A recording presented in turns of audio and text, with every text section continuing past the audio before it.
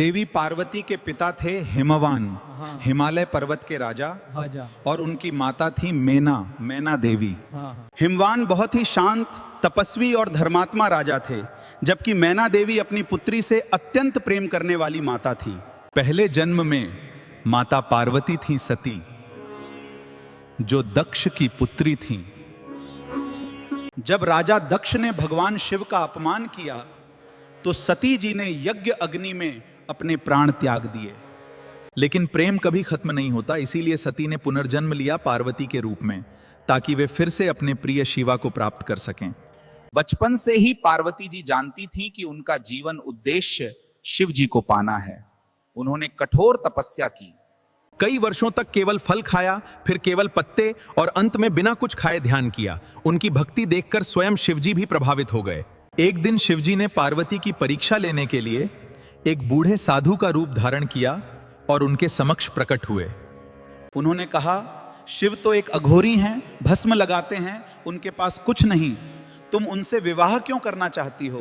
पार्वती जी ने दृढ़ता से उत्तर दिया, मेरे लिए वही सब कुछ हैं, मैं उनसे ही विवाह करूंगी। यही सच्चा प्रेम था।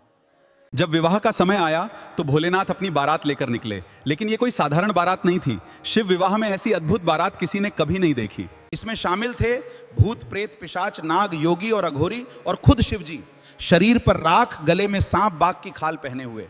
यह देखकर पार्वती जी की मां मैना देवी डर गईं। ये कैसा दूल्हा है? मैं अपनी बेटी की शादी इससे नहीं कर सकती। देवताओं ने शिव जी से प्रार्थना की कि वे अपना असली रूप दिखाएं। तभी भोलेनाथ ने अपना दिव्य रूप धारण किया। अत्यंत सुंदर शरीर, चमकता तेज, देवों जैसा स्वरूप। अब सबका डर खत्म हो गया और मैना देवी भी प्रसन्न हो गईं। इसके बाद भगवान शिव और माता पार्वती का विवाह बड़े ही भव्य तरीके से हुआ।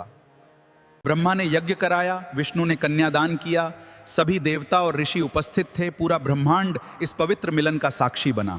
इसी मिलन से आगे चलकर कार्तिकेय जी का जन्म हुआ, जिन्होंने तारकासुर का अंत किया। अगर आपको ये कच्चा सच वाली दिव्य कहानी पसंद आई हो तो लाइक करें, सब्सक्राइब करें, कमेंट में लिखें हर हर महादेव।